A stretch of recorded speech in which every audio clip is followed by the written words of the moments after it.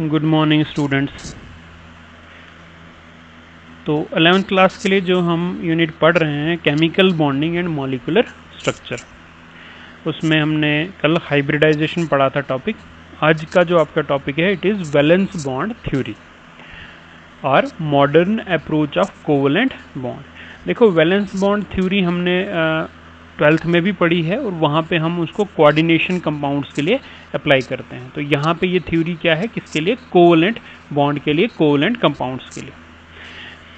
This was proposed by Hitler and London in 1927 and then modified by Pauling and Slater in 1931। आपने ये इसमें याद रखना है कि किसने प्रपोज की ये थ्योरी? हिटलर और लंदन ने 1927 में, but then modified by Pauling and Slater in 1931।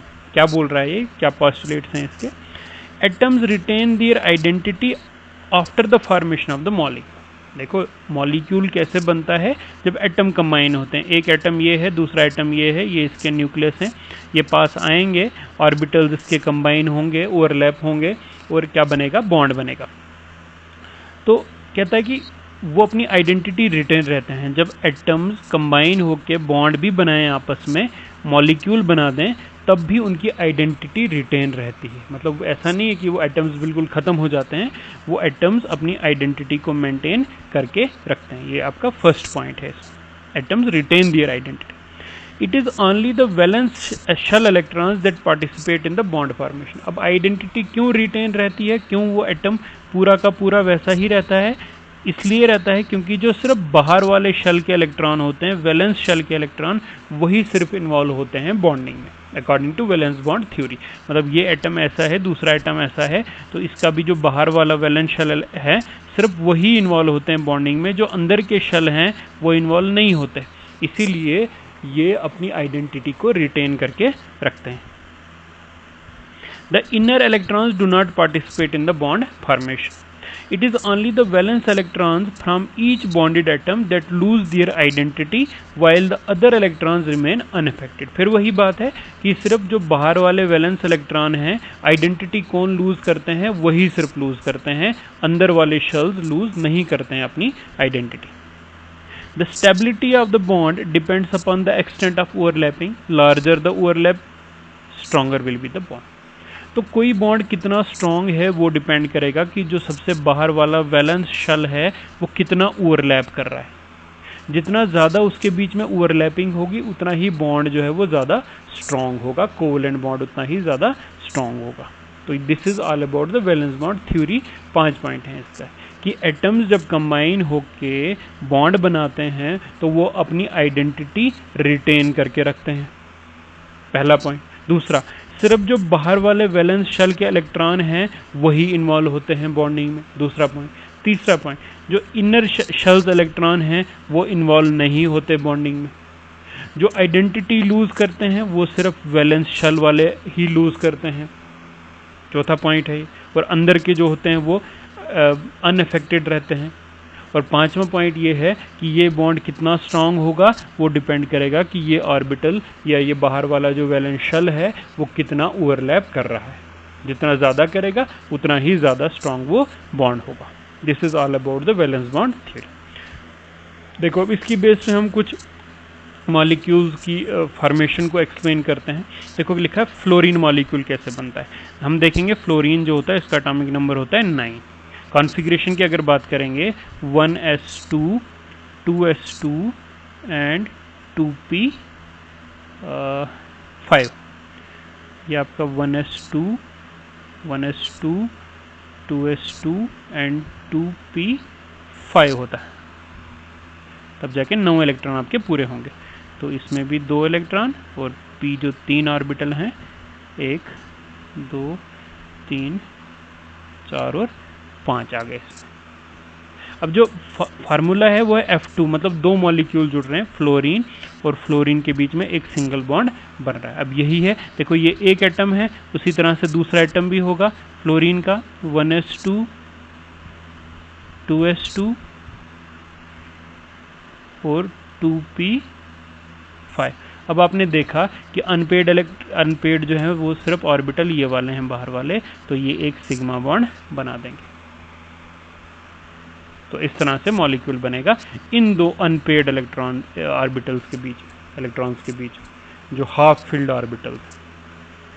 ठीक है, ऐसे आपका बनेगा F2 according to valence bond theory. HF molecule, फिर हम फ्लोरीन का देखते हैं। फ्लोरीन का एटॉमिक नंबर 9 है, 1s2 2s2 2p5। अब H, जो H है आपका हाइड्रोजन, वो हाइड्रोजन का एटॉमिक नंबर जो कॉन्फ़िगरेशन है वो है 1s1। तो उसमें क्या होता है, 1s में एक ही इलेक्ट्रॉन है, तो इसलिए इनके बीच में क्या होगी, बॉन्डिंग होगी, एक सिग्मा बॉन्ड बनेगा। तो H और F के बीच में एक बॉन्ड बनेगा। तो this is the formation of HF molecule. N2 nitrogen का मॉलिक्यूल, जो देखो नाइट्रोजन का एटॉमिक नंबर होता है 7, 1s2 2s2 हो गए 4 एंड 2p3 1 2 3। अब ये एक एटम है, तो दूसरा एटम भी सेम होगा ऐसा ही, 1s2 2s2 2p3। तो आपने देखा इसमें 3 अनपेयर्ड इलेक्ट्रॉन हैं, ये इसके और इसके बीच में, इसके और इसके बीच में, और इसके 3 सिग्मा बॉन्ड आपके बनेंगे। इसका मतलब नाइट्रोजन और नाइट्रोजन के बीच में ट्रिपल बॉन्ड होता है। This is the formation of N2। Water की फॉर्मेशन देखते हैं। देखो वाटर में क्या होता है, सेंटर में ऑक्सीजन होता है और हाइड्रोजन ऐसे लगे होते हैं। तो हम सबसे पहले ऑक्सीजन का देखते हैं नंबर। ऑक्सीजन का एटॉमिक नंबर 8 होता है, 1s2 2s2 हो गए 4 एंड 2p4 1 2 3 एंड 4। अब इसके साथ 2 हाइड्रोजन लगे हैं। देखो हाइड्रोजन, ये हाइड्रोजन है एक 1s इसका, और यहाँ से ये दूसरा हाइड्रोजन है 1s इसका भी, ये भी 1s है, ये भी 1s है।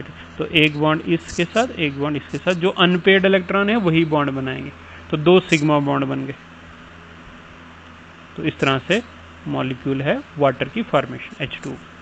एमोनिया बिल्कुल सेम, नाइट्रोजन अभी हमने बनाया, N1s2 7 एटॉमिक नंबर है, 2s2 एंड 2p3 1 2 3। अब इसके साथ क्या होगा, हाइड्रोजन, 3 हाइड्रोजन कंबाइन हो जाएंगे, 1s ऑफ 3 हाइड्रोजन, 1 2 3। ये सारे क्या है, 1s 1s 1s। तो इनके साथ 3 बॉन्ड ये बना देगा, 3 सिग्मा बॉन्ड बना देगा, और शेप कुछ इस तरह की होगी। नाइट्रोजन के साथ आपके एग्जैक्ट तो शेप ये वाली है इसकी, पिरामिडल जिसको आप बोलते हैं, ये लोन पेयर, ये अब 3 सिग्मा बॉन्ड बन जाएंगे।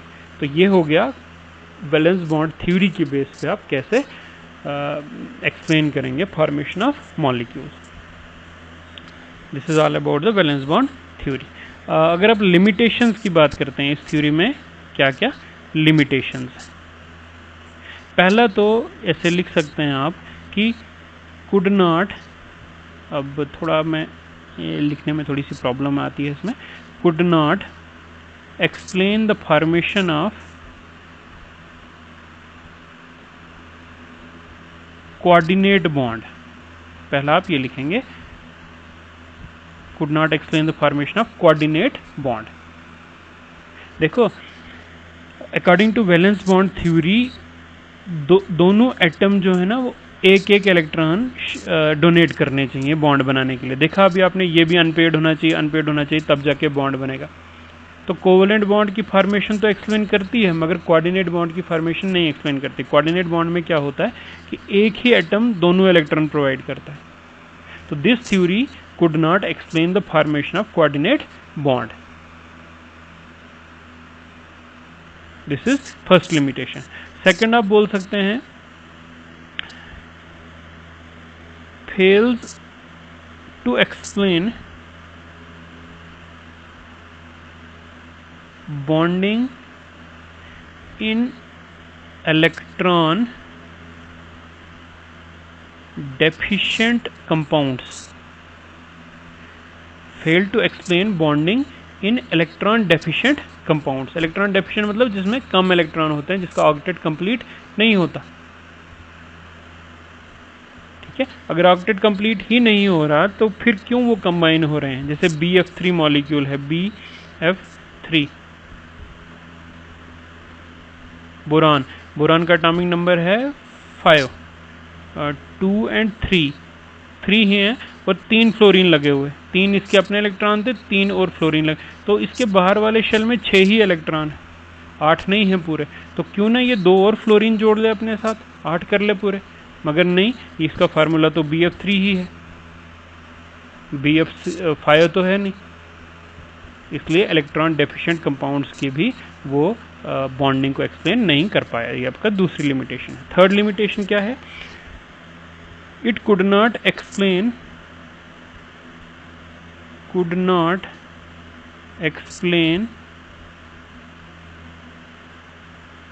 Paramagnetic nature of O2 molecule. Could not explain the paramagnetic nature of O2 molecule. O2 molecule जो है according to valence bond theory अगर देखें तो ये कुछ इस तरह का मॉलिक्यूल बनाता है। ये according to valence bond theory जब ये बन जाएगा तो हर एक के 8 तो पूरे हैं, 4 इसके अपने और 4 यहाँ पे, इसका भी ऑक्टेट कंप्लीट है और इसका भी ऑक्टेट कंप्लीट है, ऑक्टेट भी कंप्लीट है और ये सारे पेयर्ड भी आपको दिख रहे हैं। 8 इलेक्ट्रॉन इसमें है, 8 इलेक्ट्रॉन इसमें है, टोटल 16 इलेक्ट्रॉन हो गए। तो वो सिंगल तो होंगे नहीं, अब सारे पेयर्ड ही होंगे। तो according to valence bond theory ये होना चाहिए डायामैग्नेटिक, पर एक्चुअल देखे जाए तो ये पैरामैग्नेटिक है। It is attracted by the magnetic field, तो it could not explain the paramagnetic nature of the O2 molecule. ये आपकी तीसरी लिमिटेशन। फोर्थ लिमिटेशन देखते हैं। देखो हमें क्या कभी कभी हमें ज़रूरत पड़ती है कि आप इसको चलो पहले लिख लें। It fails to write one structure of a molecule which can explain all the features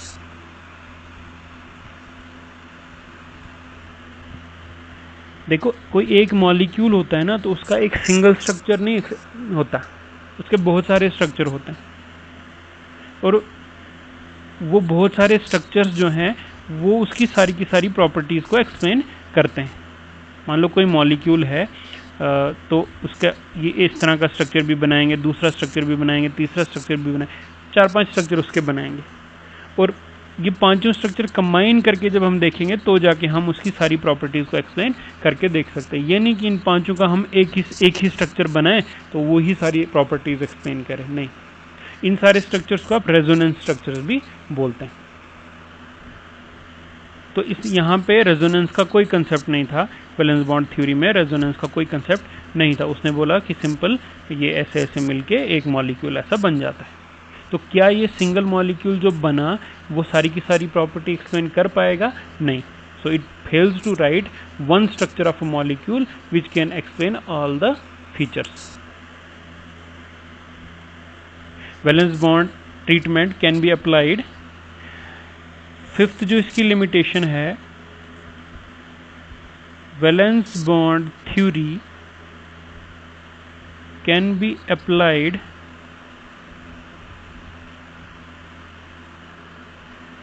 with mathematical exactness to only a few systems।